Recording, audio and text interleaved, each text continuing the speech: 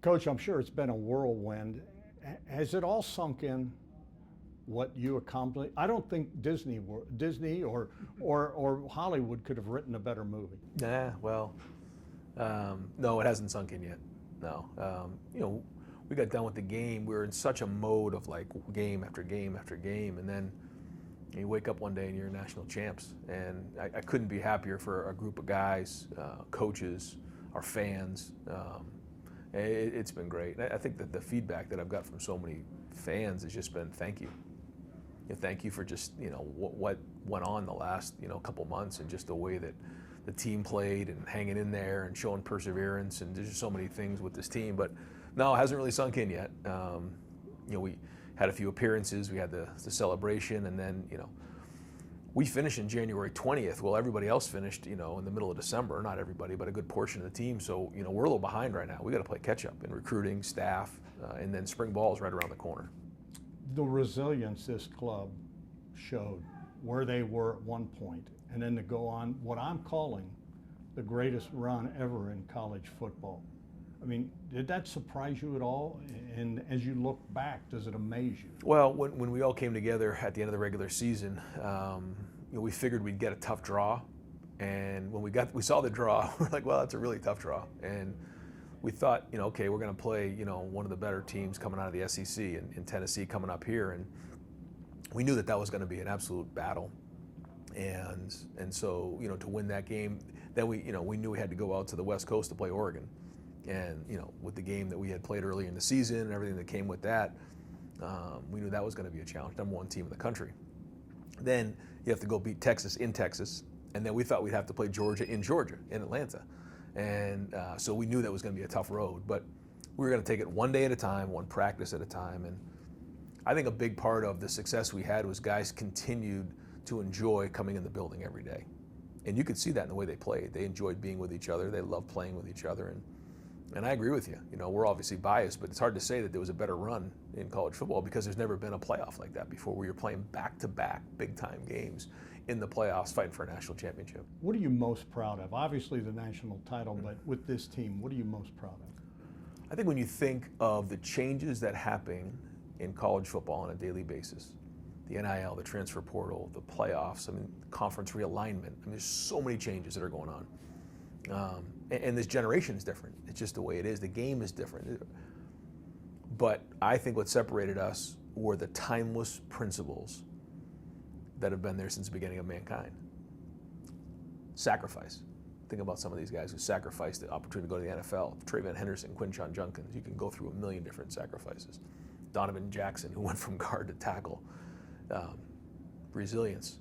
Guys who just continue to fight throughout the season. Perseverance. Faith. You know the story of our team and the faith. And you start going through all loyalty.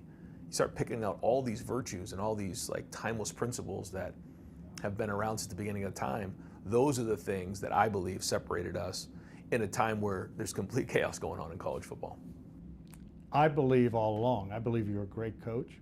I believe you're a great person. And I believe you're a great family man, which to me is the biggest thing.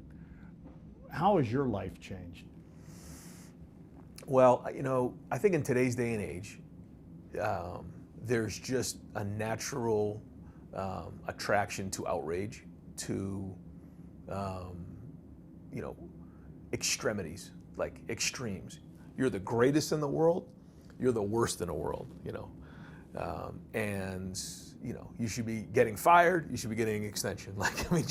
You talk about extremes. But in some ways that's life, but I also think that, at times we all need to take a deep breath, and social media and everything that comes with, the game, we need to sometimes filter that out, because there's great people out there. And during this run, and even after the last game of the regular season, the support of so many people were great. There was a lot of extreme, don't get me wrong, but there was so many people who were very, very supportive too. And then to see us make that run, I think just gives a lot of credit and focus and recognition to the fact that it's never that extreme. And if you just keep working, if you just hang in there and you ignore the noise, then you can achieve your goals. But I think as a fan base, as a university, as Buckeye Nation,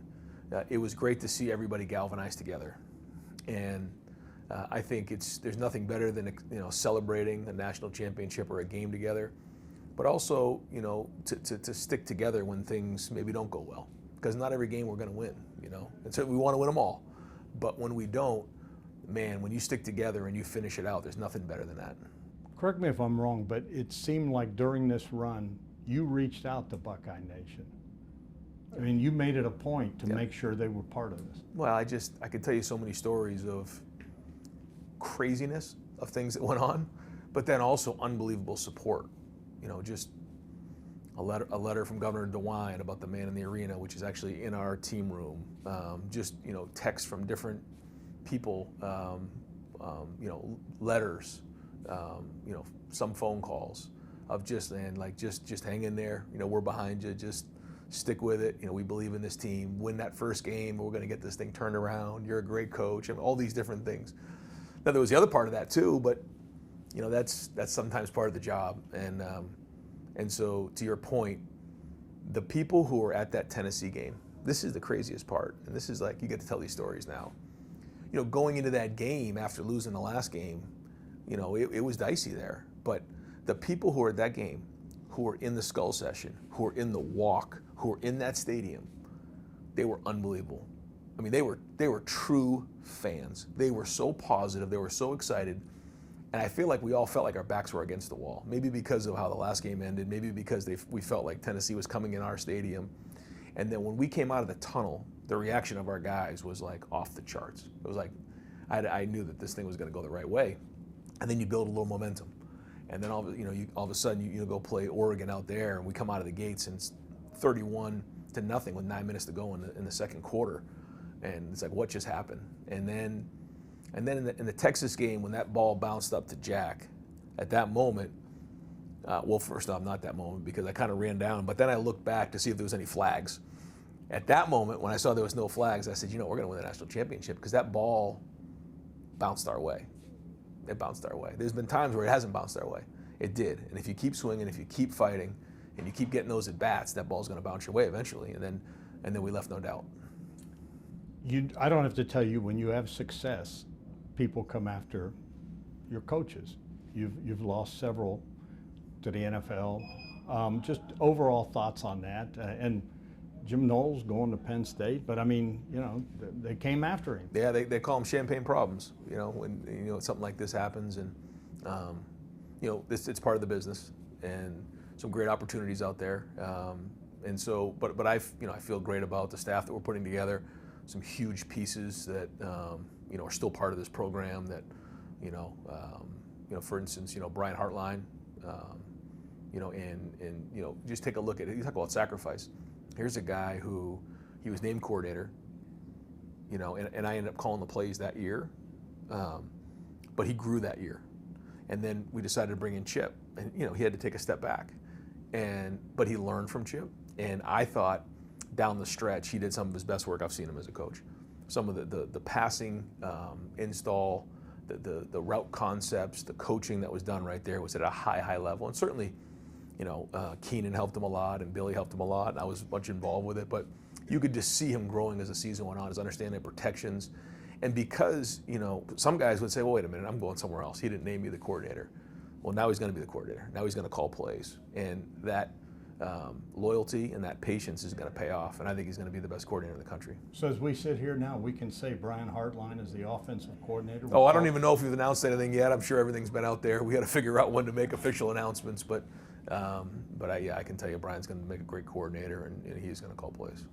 Anything else you can tell us about the offensive staff at this point? Keenan Bailey is going to be a co-coordinator. He's done an unbelievable job for us. He's recruited at a high level. I think you're going to see our tight ends just continue to grow and play at a high level. You can see G. Scott really make an impact, but that'll continue to grow. Billy Fessler, I was extremely impressed with him in terms of the work he did with Will. If you talk to Will, I think he would agree the impact he made last year was important, and I think he understands what we're doing. He was with us for a few years, went away, So, quarterback position, that's a touchy one for me. So, I trust Billy, and I think he's going to do a great job.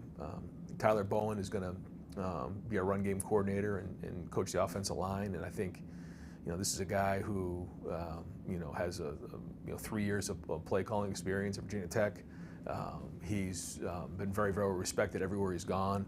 I think he brings a lot to the table. For Brian being a first-time play caller, there's another guy in the room working on the run game who has been a play caller as well. I think that's really important because, you look at it from a different lens when you've been a play caller before. He played offensive line. He knows offensive line really well, knows the run game really, really well. I think they're going to mesh really well together. And so we're going to still fill in some of the other support staff in there. But yeah, he's very, very talented. So that's what the offensive side will look like, and we're still working on defense. There are no days off when it comes to this job and this team, and obviously, the season's upon us now for next year. Spring practice just around the corner. Do you handle things different this year since this season went so long? Yeah, we're going to have to. First thing we're doing is moving back spring practice a week. We usually would start the week before spring break. We're not going to do that. We're going to train up until spring break, take spring break off, and then that week returning off of spring break is when we'll start. We're only going to go 4 weeks instead of 5. Not every practice will be padded. We really are recognizing 3 different players. One is the player who has played a lot of football, the Sonny Styles, the Caleb Downs, the Carnell Tates, and those players. Then you have the next player who's played a lot of football, but still needs to get better. Guys who played in maybe somewhat of a backup role, but really wants to embrace maybe a new role this year or whatever it might be.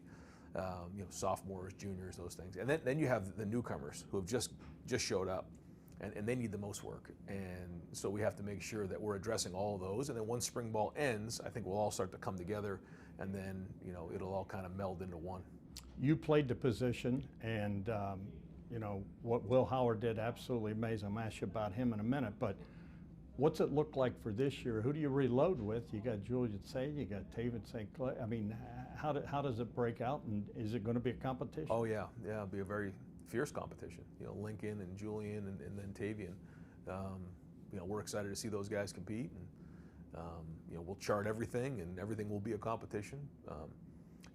I feel like we're going to need everybody, but I feel like there'll be a lot of growth coming out of the spring and an opportunity for these guys to take it and run. It's one thing when you're a backup. It's another thing when you're actually running it. And I've shared with those guys, especially with Lincoln and Julian, who were there last year, you got a chance to see a guy lead at a high level. So now, and this was the conversation leading up to the national championship game. When the national championship's over, that's it. Will's done. His time's done here. Now you have to take it over. And so you have to walk different. You got to move different. You have to, practice different. Everything like that. So this is an opportunity now for these guys to take it and run. And then Tavian, is just coming. But Tavian spent 2 weeks here too, and that was great for our freshmen to see how these guys operate in the last 2 weeks of the season. So it's wide open right now. Oh yeah, wide open. Will Howard, what he did, absolutely amazing. You're very close to him, a big fan. I have said, why not Will Howard of the Cleveland Browns, which I would love. Is he going to be, do you think he can make it in the NFL as a star player? I do. People don't know or don't have the depth of knowledge of how much he actually carried on a week-to-week basis. And that Notre Dame game, there weren't many plays where it was just a call it and run it. Most of those plays had 2 calls, and he was able to get us into the right play a good portion of the year.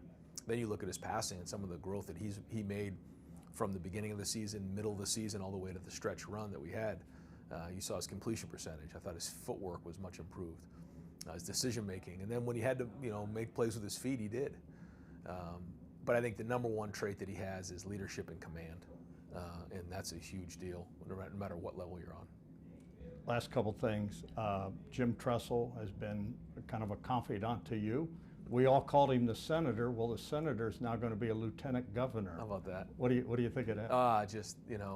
Excited for him, and put a huge smile on my face. I always felt like he should be president of the United States, and I think I'm excited for him, and I think most people in Ohio will be excited to see him in that role. And very different, I guess, than what he's done in the past. But I think we all agree he'd be great for it, and I think he'll do great for the state of Ohio.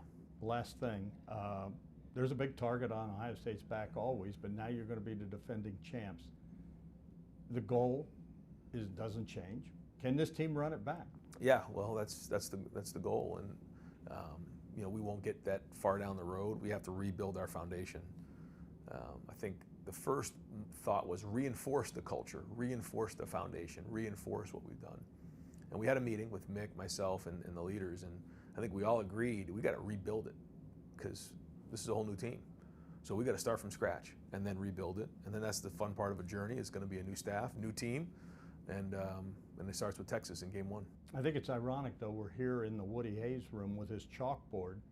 And correct me if I'm wrong, I thought someone said that you said, I'd like to win a few. He won a few. Why not, right? Yeah, that's it. That's the goal now. And you look at the great coaches that have come before and the great history of Ohio State. And to win one certainly is a big deal, but to win 2 would be even bigger. And that's the goal. That's the goal.